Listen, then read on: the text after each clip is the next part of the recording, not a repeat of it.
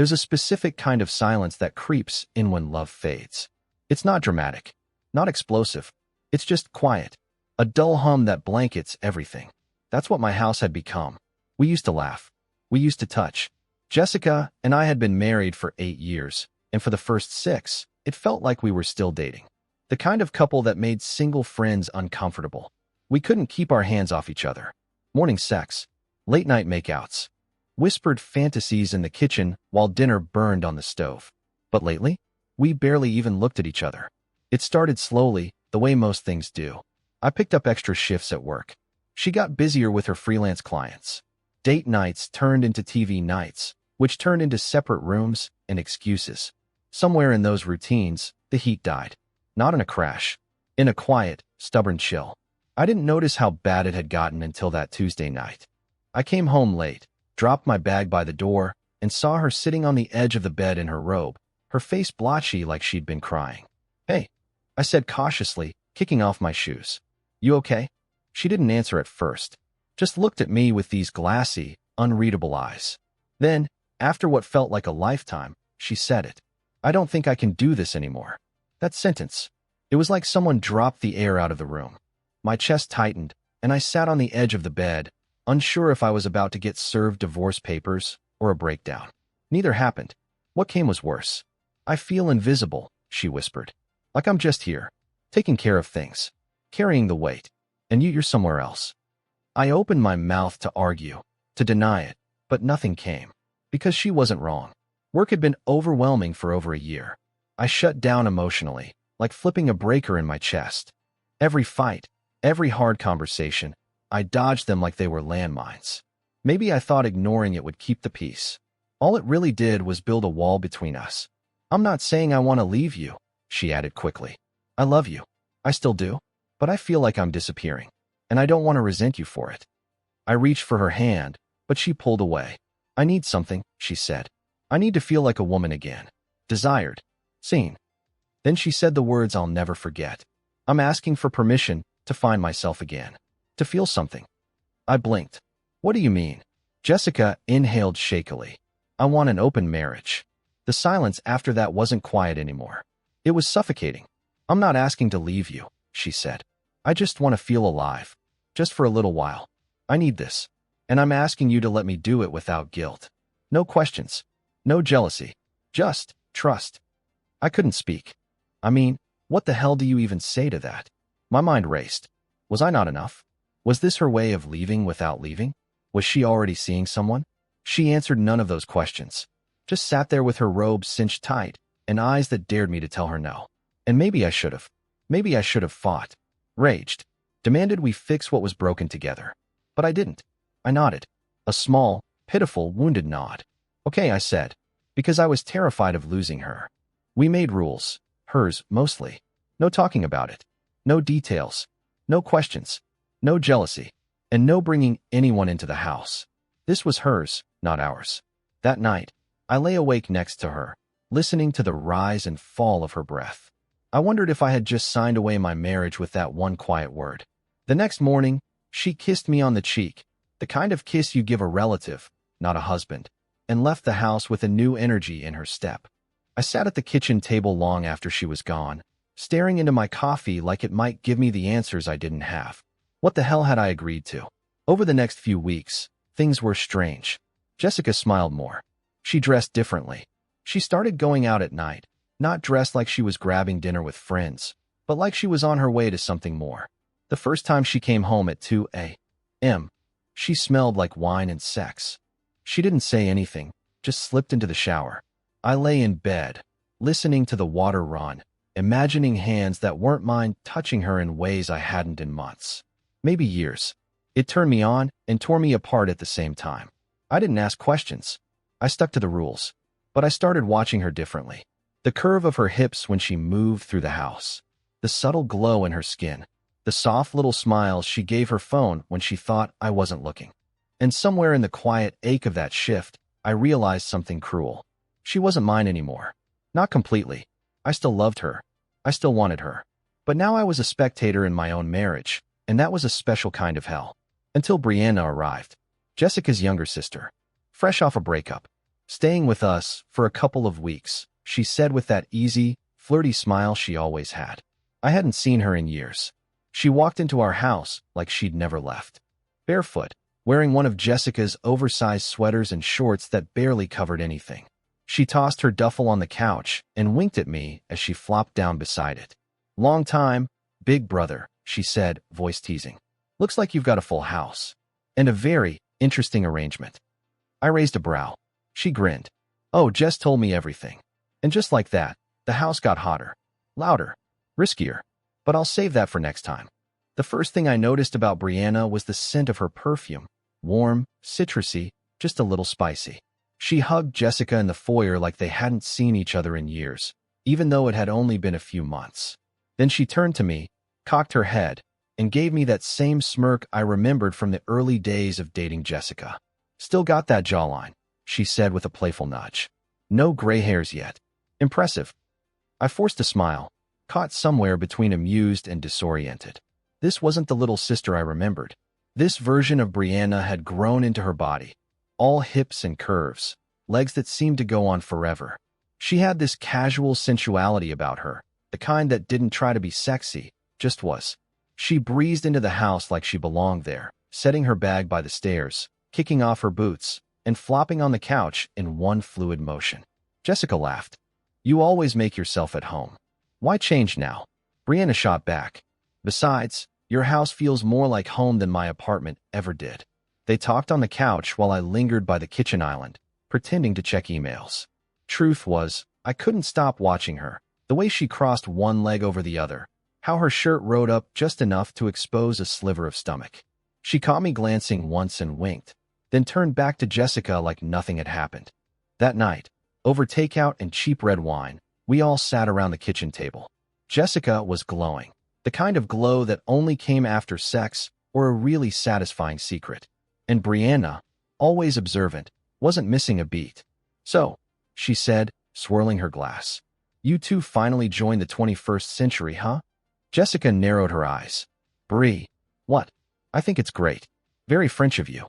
Open marriage. Wild stuff." I cleared my throat. "We're not exactly." No, don't explain." Brianna cut in, grinning at me over the rim of her glass. "I get it. Boundaries. Freedom. Don't ask, don't tell. Sexy chaos." Jessica rolled her eyes, but there was a fondness there. "You're impossible. And you're glowing," Brianna replied, eyes twinkling. "Who is he?" Jessica blushed. Actually blushed. It hit me like a punch to the ribs. "His name's Devin," she said softly. "We've only seen each other a few times. It's casual."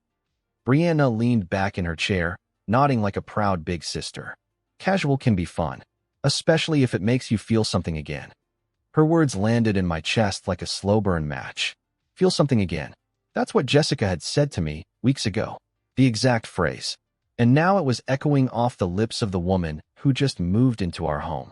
Later that night, after Jessica disappeared into our bedroom, the one I hadn't slept in for weeks, I was on the living room couch with a blanket and a pillow when Brianna walked in wearing one of Jessica's old t-shirts. It barely covered her thighs. "Hope you don't mind," she said, holding a half-empty wine bottle. "Didn't feel like sleeping yet." "Not at all," I said, adjusting the blanket. "Couch life is surprisingly underrated." She walked around the couch and flopped down beside me, curling her legs up and resting the bottle between her knees. "I forgot how quiet it gets here at night," she murmured. "Your neighborhood feels like a meditation retreat." I chuckled.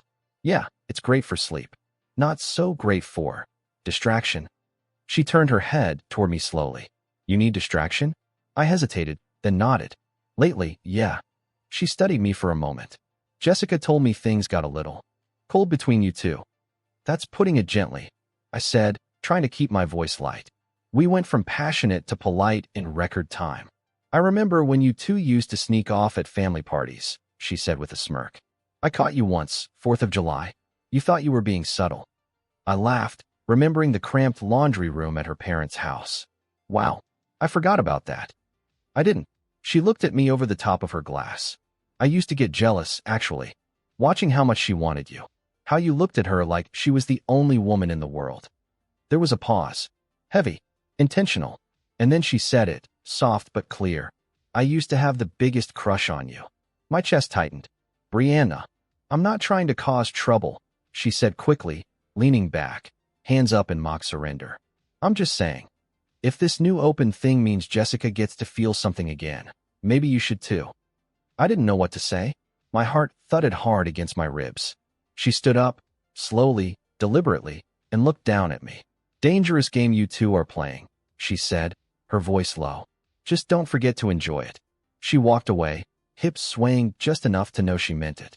I sat there on the couch, alone with the scent of her perfume and the memory of her eyes locked on mine.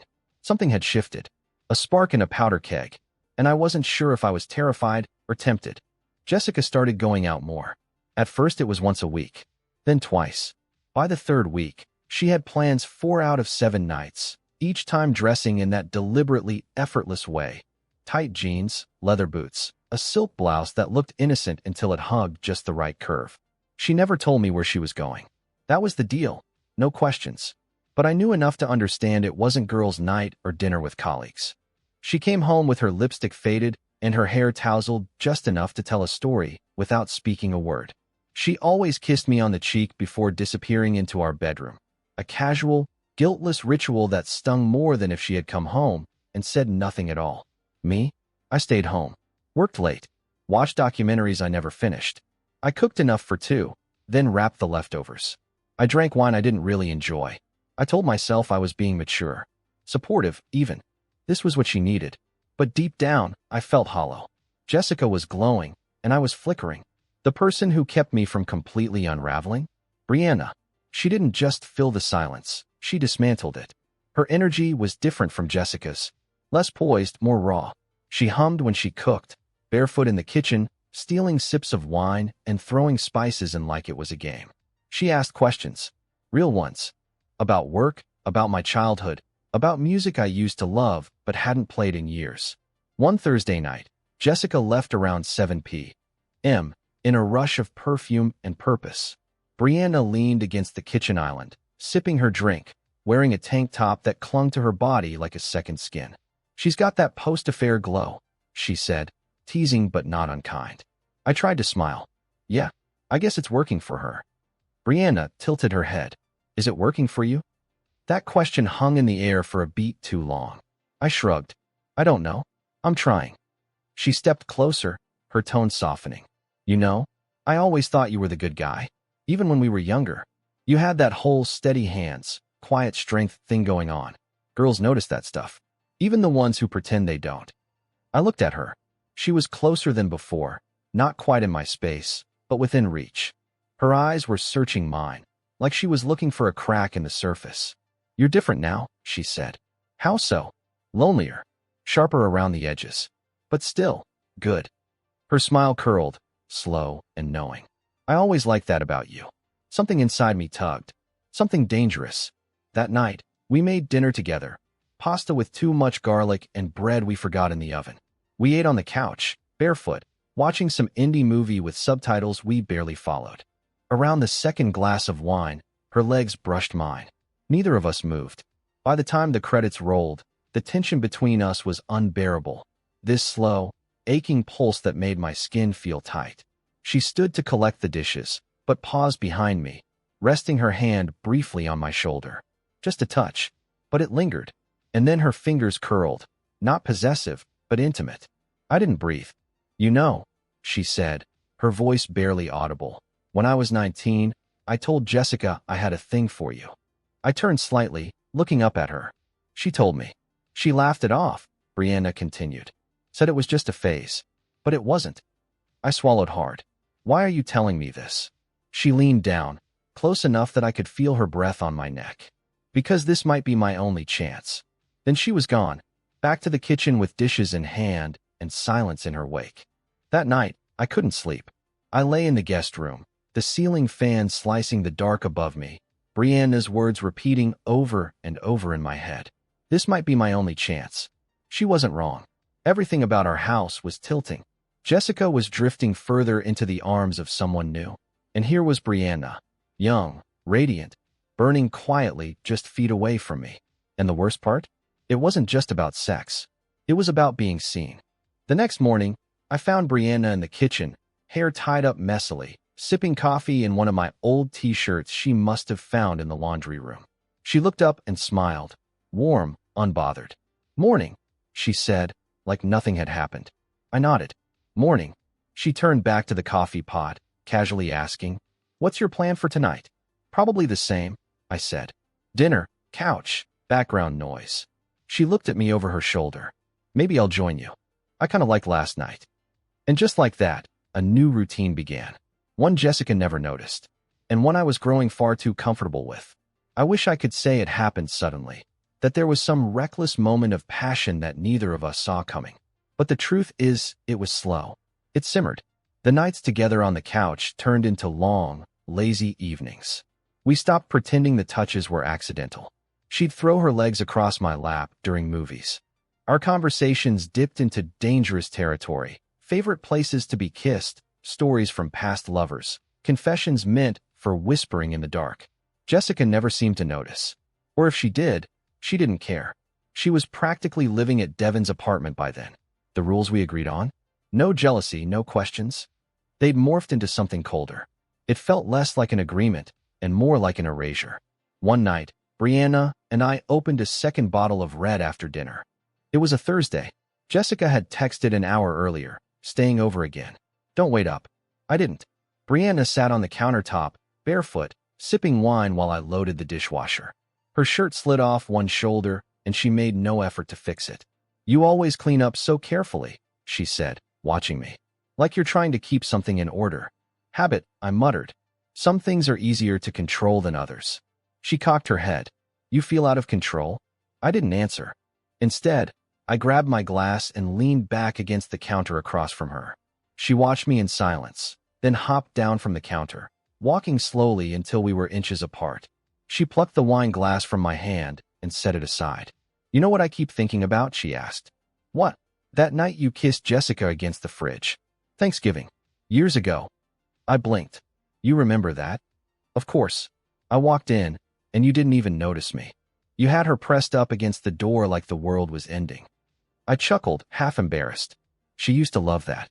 "I would have loved that," Brianna said, her voice low. Silence. My heart thumped so loud I could feel it in my neck. She stepped closer, and then she kissed me. It wasn't shy or unsure. It was firm, warm, lips that had thought about this for too long. My hands went to her waist, almost instinctively, and pulled her in. She moaned softly against my mouth, one hand sliding up into my hair. Her body pressed against mine, every curve molding to me like she'd been shaped just for this. When we broke apart, her breathing was uneven, her eyes dilated. She said no jealousy, Brianna whispered, her hand still on my chest. "Remember? That sentence. The same one Jessica had given me weeks ago. But now it sounded like permission wrapped in sin." We didn't stop. We stumbled into the guest room, her mouth on my neck, my hands under her shirt, both of us desperate in that way people are when they've been starving too long. I peeled her shirt off and saw the tattoo just below her ribs, a crescent moon I'd never known was there. "You sure?" I asked, even though my hands were already sliding down her hips. She nodded, tugging me down to her. "I've been sure since I was 19. We didn't speak after that. The room was filled with heat and breath and skin. It wasn't just the sex, though God, the sex. It was the way she looked at me, the way she touched me like she was memorizing me, like I wasn't just a body but a man worth wanting. When it was over, we lay tangled in silence. Her head rested on my chest, fingers trailing circles on my ribs. "You think she'll know?" I asked, hating myself even as I said it. "She's not asking questions," Brianna said softly. "Neither are you." I wasn't supposed to feel this way. I know. We stayed like that until the hallway light flicked on. I bolted upright. Brianna slipped out of bed and threw on a shirt. We peeked through the cracked door. Jessica had come home early. Quietly. Her purse was on the counter. But she didn't call out. Didn't look for me. She went straight into the bedroom and shut the door. We waited 5 long minutes. Then 10. Nothing. "She didn't hear us," Brianna whispered. I turned to her, guilt clawing at my gut. Not because we'd crossed the line, but because I wanted to do it again. And that scared me more than anything. After the first time, it didn't take long for it to happen again. And again. The shame I felt that first morning. Waking up to the scent of Brianna's hair on my pillow, hearing Jessica's footsteps in the hallway, it faded quickly. Or maybe it just got buried under the pull I felt toward Brianna, the way her eyes searched mine like I mattered again. Jessica didn't notice. Or if she did, she didn't ask. She was always out.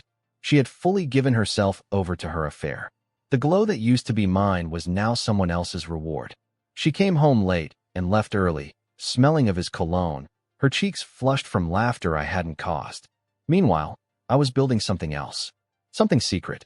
Brianna and I fell into a rhythm. A routine. It started innocently, if you could still call it that after what we'd done. She'd linger in the hallway until Jessica left for her evening plans. Then she'd slip into the guest room without knocking. Sometimes we didn't speak, just touched, kissed, peeled each other apart in that greedy, aching way we couldn't seem to stop. Other times, it was slow, ridiculously intimate. She'd press her forehead to mine, whisper something filthy into my ear, then smile like she wanted to see what it did to me. And she always saw. She saw everything. By day, it was riskier. We kept it subtle. We'd brush hands while reaching for the same plate. She'd text me from the upstairs bathroom, "Your cologne's still on my neck." I'd respond with a half-joke. But my stomach would not. My pulse would quicken. The anticipation became the addiction. I should have stopped it. Every day, I told myself this couldn't last. Every time I heard Jessica's keys in the front door, guilt surged. Not because she didn't deserve the same scrutiny, but because the betrayal had stopped being reactive. I wasn't just keeping up anymore. I was winning a game we never should have started. And God help me, I liked how it felt. There was this one afternoon I can't forget. It was raining, and Jessica had called to say she wouldn't be home until late. Devin's cooking, she'd texted with a heart emoji. I stood at the stove, making stir-fry, when Brianna patted in wearing one of my button-downs, the light blue one she'd stolen from the laundry a week ago. She leaned on the counter, arms folded, hair wet from the shower. No bra, nothing underneath. She wasn't being subtle anymore. "What are you doing?" she asked. "Trying not to burn dinner." She walked behind me, hands sliding around my waist. Her lips brushed the back of my neck. "Liar." I turned. She was grinning, eyes sparkling, bare thigh exposed through the shirt's gap. "You know she's never going to ask, right?" Brianna said. "What?" "She's too far gone. Whatever this was between you and her. It's broken. She doesn't want to know anymore." I frowned. "So you're saying this is okay?"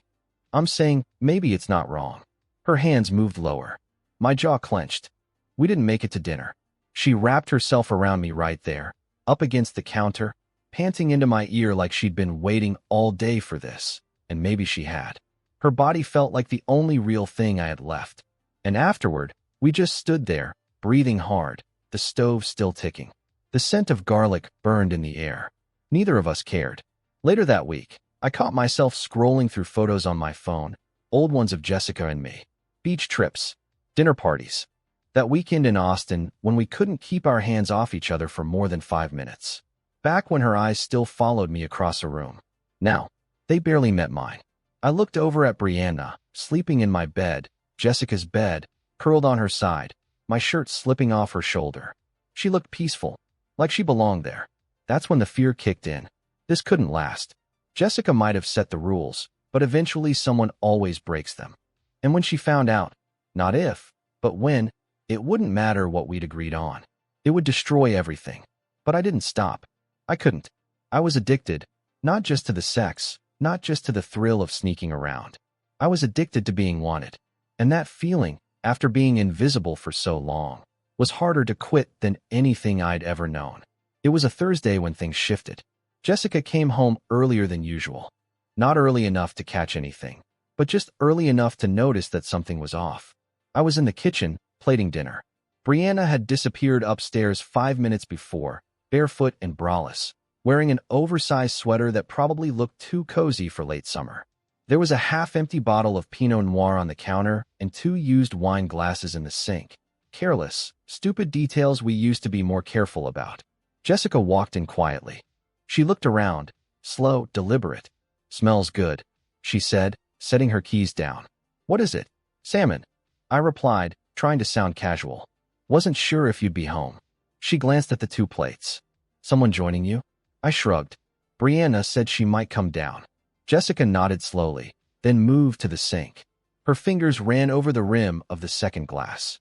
She didn't say a word, but I saw the twitch in her jaw, that subtle clench she always had when something didn't sit right. We ate quietly. Brianna never came back down. Later, as I stood rinsing the plates, I caught Jessica staring at me.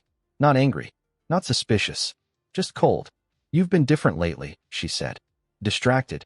I forced a smile. "That's rich coming from you." She tilted her head. "Touché." There was a long pause. The kind where words hang in the air, but no one grabs them. Then she said it. "Are you seeing someone?" I turned. My pulse spiked. "That's not part of the deal," I said. "Remember? No questions." Her mouth twitched, not into a smile, but something sharper. "Right." She walked out of the room. The next few days, the mood changed. Jessica wasn't angry exactly, but something had turned inward in her. She moved through the house like a guest, silent, observant, always a step ahead of where she used to be. She stopped asking if I'd be home. She stopped updating me on her nights out. She came and went like she was moving through a life that no longer included me. And for the first time, I wasn't sure if I wanted to chase her. Brianna noticed it too. "She knows," she whispered one night, curled beside me in the dark. "Or she suspects." I didn't answer. "She'll never say it," she continued. "It would mean admitting she cares." "Do you think she does?" I asked. Brianna went quiet for a long time. Then, not the way she used to. Jessica had once lit up when I entered a room. Now she barely looked at me. There was no more fighting, no more needling, no more tears. Just distance. Thick and deliberate. But she wasn't stupid. She started noticing things. Bottles of wine running out faster. A second towel used in the guest bathroom. Hair ties left on doorknobs. Subtle changes that only someone who used to love you would catch. And then came the moment. Sunday night. Rain outside. Brianna and I were curled on the couch, half watching a movie, her head resting against my thigh, my hand on her hip under the blanket. We heard the front door open. Jessica stepped in, umbrella dripping, heels clicking. She froze in the entryway. Her eyes took in the blanket, the wine, the way we sat too close. She didn't say a word. She just blinked once. "I didn't realize we were all hanging out tonight," she said flatly. Brianna sat up slowly, brushing her hair back. "You're home early." Jessica nodded. Devin canceled. She didn't look at me again, just walked past us, up the stairs, and shut the bedroom door behind her. The silence afterward was unbearable. Brianna turned toward me. "That's it. She knows." "I think she's known for a while." "Then why hasn't she said anything?" I stared at the empty wine glass in my hand. "Because she's waiting. She wants to see if we'll keep lying to her." Brianna pulled her knees up to her chest. "I can't live like this." "You knew what this was," I said, softer than I meant. She looked at me, really looked at me. "What if we just told her?" I didn't answer. Because the truth was, I didn't know if I wanted her to know. I didn't know what I wanted anymore. But I was about to find out. The dinner wasn't my idea. Jessica texted me that morning. "Dinner tonight. All of us. 7 o'clock. Don't be late." I stared at the message longer than I should have, trying to decode it. No emoji. No smiley face. Just punctuation, deliberate and sharp. It wasn't a request. It was a warning. When I walked in that evening, Jessica was already setting the table. She looked perfect, polished. Hair curled. Lips red. A sleeveless black blouse clung to her in all the right places, and the perfume she wore hit me like a memory I hadn't smelled in years. The same scent she wore on our honeymoon. Brianna came downstairs 5 minutes later, and I felt the shift in the air the moment she entered the room. She froze when she saw Jessica, dressed to kill, wine already poured, candles lit on the table. "This feels formal," Brianna said, her voice too light. Jessica turned, smiled. "Just thought we'd have a real family dinner. It's been too long." Brianna slid into the chair opposite me, her eyes flicking up once to meet mine. I gave the smallest shake of my head. "Don't say anything." We ate slowly. Jessica kept the conversation polite, casual even. Asked about work, cracked a joke about the neighbor's new dog, complimented the roasted chicken I didn't even realize she knew how to cook. It was a performance, and we were her audience. Midway through the second glass of wine, she leaned back in her chair and smiled, almost wistfully. "You know," she said, "I've been thinking a lot lately." "Here it comes." Brianna stiffened slightly. I reached for my glass, pretending not to notice. Jessica swirled her wine. "About what it means to share. To be open. Emotionally, sexually, all of it. I stayed quiet. I used to think honesty was the most important part of a marriage. But I've realized maybe it's not honesty that matters most. She looked up at me. Her eyes burned. Maybe it's how well you can lie to yourself. The room fell dead silent. Brianna reached for her water too quickly, knocking the edge of her glass against the base of her plate. The sound cracked the quiet like a gunshot. She laughed, too loud, too fast, and tried to cover it with a cough. Jessica smirked. "Careful," she said. "Don't choke. You might spill secrets." Brianna's face flushed. She opened her mouth, then closed it again. I looked between them, heart pounding in my ears. "Okay," I said finally, trying to cut the tension. "What is this, Jess?" Her eyes met mine and didn't flinch. "It's dinner." "No," I said, sitting back. "This is theater."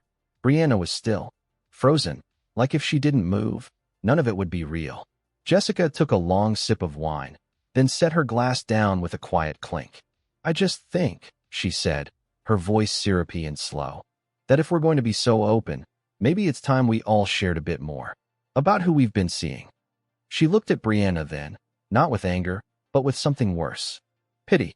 Maybe we've all been a little careless, leaving things out, forgetting to wash a second glass, smelling like the same cologne. Brianna couldn't hold her gaze. She looked down. "Jess," I said, "if you want to talk, then talk. Don't dance around it." Jessica stood, walked to the sink. "I don't need to talk. I already know enough." And then she left the room. Just like that. Brianna and I sat there in stunned silence, the candles flickering on the table, the food gone cold on our plates. She spoke first, barely above a whisper.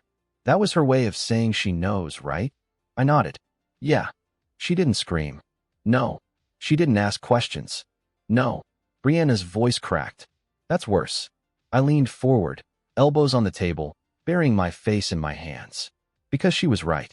Jessica knowing, without saying anything, wasn't a sign of forgiveness. It was a declaration of war. And we were already losing. It didn't explode right away. Jessica didn't scream. She didn't cry. She didn't even look at me for 2 full days. That was worse. The house turned cold, not from temperature, but from silence. Every room felt like it was holding its breath. Brianna stopped coming downstairs. I barely ate.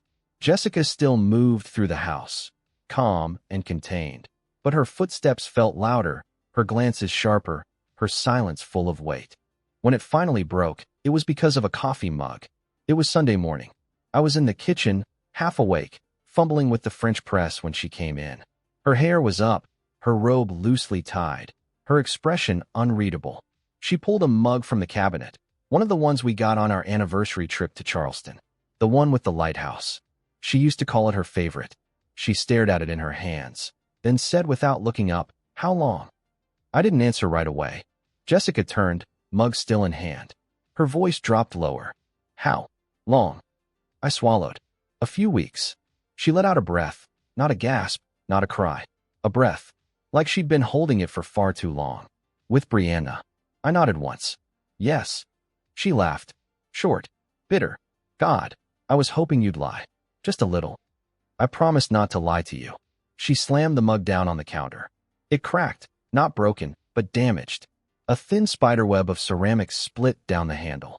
Jessica stared at it like it was something dead. "That was the deal," she said, eyes still on the mug. "No jealousy. No questions. No lies." "You made that deal," I said quietly. "And you agreed. Because I was afraid I was losing you." "You did lose me," she snapped, finally turning toward me. "Long before Brianna ever walked back through that door. You just didn't want to admit it." I felt the weight of her words settle like dust across my chest. "You know what hurts?" She continued, stepping closer. "It's not that you slept with someone else. I gave you that out. I offered it. It's that you chose her. She was here. She saw me." "No," Jessica said, her voice trembling now. "She wanted you. There's a difference." She moved past me, pacing now, hands clenched at her sides. I was trying to feel something again, trying to remind myself I wasn't just some ghost in this house. I thought maybe if I stepped outside the lines, you'd chase me. You'd fight for us. "I didn't know that's what you wanted," I said. "Because you stopped asking," she whispered. "You stopped trying. You gave me a hall pass because it was easier than facing me." I didn't argue, because she wasn't wrong. She turned to the kitchen island. bracing her hands on the counter. But you didn't just let me go. You didn't just let this happen. You brought it into my house. My sister. Her voice cracked at the end, and finally, I saw tears in her eyes. I can't compete with that, she said. I won't. There was a long pause. The only sound was the creaking of the old pipes overhead and the distant hum of the fridge. I'm leaving, she said. Jess, not just for the night. I'm done. I stepped toward her, but she stepped back. No, she said, holding up a hand. You don't get to comfort me. Not now. She walked to the stairs, then stopped and looked over her shoulder. Pack your things. Both of you. I want you out by tonight. The words hit harder than anything she'd said before. You really mean that? Jessica's eyes were steel. I meant it the moment she kissed you, and you let her. I didn't chase her. I didn't beg, because I knew it was over. She didn't scream. She didn't cry. She burned the bridge with a whisper and left us standing in the smoke. We left that night. No shouting. No scene. Just 2 suitcases, 1 worn duffel bag, and silence so loud it filled every hallway of that house. Jessica stayed upstairs. The bedroom door never opened. We didn't say goodbye. Brianna didn't speak until we were halfway down the block, our breath fogging in the late evening chill. She really meant it, she whispered. I nodded, gripping the steering wheel like it was the only solid thing I had left. Yeah, she did. We checked into a cheap motel off Route 17. 2 queen beds, stained carpet, air conditioner rattling like it was dying. The kind of place no one stays for long. I didn't care. It had a lock and a door that wasn't Jessica's. Brianna tossed her bag on one of the beds and sat down, arms folded. She looked smaller somehow. Not in stature, in spirit. Her hair was messy, makeup half-faded, hoodie zipped up like armor. I brought your favorite, she said after a long pause, pulling a paper bag from her tote. Take out. Indian. 2 chicken tikka masalas and garlic naan. She handed me a plastic fork, offering a small, uncertain smile. Still worth it? She asked, trying to make it light. I couldn't answer. We sat on opposite beds, eating off paper plates, not speaking for a while. The food was lukewarm, the sauce a little too sweet, but I kept chewing because it gave me something to do. Finally, Brianna looked over at me. Her voice was quiet. She always got everything. You know? I turned. Jessica. She nodded. Growing up, it was like she walked into a room and gravity shifted. Everyone looked. Everyone wanted her. I was always the echo, the backup singer. You're not her, I said. No, Brianna said. But sometimes I wanted to be. Just once. Just enough to know what it felt like to be chosen. She wasn't crying, but her voice had that softness, the kind of pain you don't show anyone unless they've already seen the worst of you. I didn't do this to hurt her, she continued. I swear. I didn't come here planning to wreck everything. I know. I did it because when you looked at me that first night, it felt like I finally mattered. Like someone saw me. Not because I was pretty or convenient or someone's younger sister. Just me. I looked down at my hands. The fork trembled slightly between my fingers. I didn't plan it either, I said. I believe you. We sat in silence again. The motel buzzed with distant road noise and the hum of old neon. It smelled faintly of bleach and something vaguely floral. I don't think she hated you for sleeping with me, Brianna said after a while. I think she hated that you loved me. I didn't say anything. Because that part, I wasn't sure of yet. Not fully, but I knew what she meant. It hadn't just been sex. It hadn't even been just comfort. It was connection. Real. Tangled. Messy. And it was mine now. Later, I lay on my back staring at the water-stained ceiling, the shadows of passing cars sliding across the room like ghosts. Brianna was on the other bed, curled under the covers, quiet. Do you think she'll ever forgive us? I asked. No, Brianna said softly. But I think maybe someday she'll understand why. I rolled onto my side, facing her. What happens now? She looked over at me, her eyes soft but steady. We figure that out. Together. I didn't respond. I just nodded. And for the first time since this began, I didn't feel like I was free-falling anymore. Not forgiven. Not absolved. But not alone either. It took me a week to work up the courage to see her. Jessica hadn't texted. Not once. Not to ask where I went. Not to ask if I was alive. Not even to yell. The silence between us was no longer tension. It was detachment. I had become part of a life she had already begun carving away. Still, I had to see her. I told Brianna I needed to do it alone. She nodded, didn't argue, just kissed my cheek and said, "You should." I stood at the old front door, the one I'd painted blue just last summer, because Jessica once said it reminded her of Santorini. I remember smiling like an idiot while doing it, thinking maybe it would make her feel something again. Now, I hesitated before knocking. Jessica answered after a few seconds. She looked different. No makeup, hair pulled back, a sweater I didn't recognize. There were no puffy eyes, no signs of heartbreak, just distance. "Hey," I said. She leaned against the doorframe. "Hey." I didn't want to leave it like that. She looked at me, then stepped aside. "Come in." The house was cleaner than I expected. No boxes, no signs of erasure, just stillness. She sat on the edge of the couch, arms crossed. I stayed standing. "I won't stay long," I said. "I just wanted to see you." Jessica gave a short, humorless laugh. "Why? Guilt?" "No. Closure." She nodded slowly. "You want closure. That's neat." I rubbed my hands together, unsure where to even begin. "I didn't plan for any of this." "Neither did I," she said sharply. "But we both got lost. I just didn't think we'd end up lost in different directions." "You said the open thing was what you needed." "It was," she said. "But I never thought you'd fail the test like that." I frowned. "What test?" Jessica's eyes locked onto mine. "The test where I stepped away just long enough to see if you'd fight for us. You didn't. You folded." "That wasn't a test," I said. "It was a trap." "No. It was a chance. To wake up. To see me again. To ask me to stay. You didn't. You let me go, and then you gave yourself away to the one person you knew would break me." Her words struck harder than I expected, but I didn't argue. "Not anymore." "Maybe you're right," I said. "Maybe I failed. Or maybe we both did." She looked at me for a long time. And then, for the first time in weeks, something soft flickered in her eyes. "I don't hate you," she said. "I don't hate you either. But I don't love you anymore," she added, voice steady. I nodded, absorbing it like a cold rain I couldn't dodge. "I'm moving out in a month," she said. "Devin and I, whatever we were doing, it's done." He was never it. He was just noise. "And what about you?" I asked. "Where does this leave you?" "Free," she said. Finally. We didn't hug. We didn't cry. I just looked at her one last time, memorizing the face I used to wake up beside, and walked out. Later that evening, I met Brianna at the park. She was sitting on a bench under one of those old sycamore trees, legs pulled up, hoodie sleeves wrapped around her hands like always. She looked up when I approached, but didn't say anything right away. "You came," she said eventually. "I told you I would." She scooted over, making room. I sat beside her. "So," she asked, hesitant, "is this where you tell me it's over?" I turned toward her. "No." She blinked. "No. I don't know what this is, Brie," I said. "I don't know what it's going to be. But I know I don't want to lose it." She didn't say anything, just stared at me for a long time, her expression unreadable. Then, slowly, she reached for my hand. And didn't let go. 6 months later, we lived in a modest third-floor walk-up just outside the city. It wasn't glamorous. No high ceilings or open floor plans. Just 2 bedrooms, creaky floors, and a balcony barely big enough for 2 chairs and a potted basil plant we kept forgetting to water. But it was quiet. Ours. And honest. The kind of place where nothing was expected and everything had to be earned.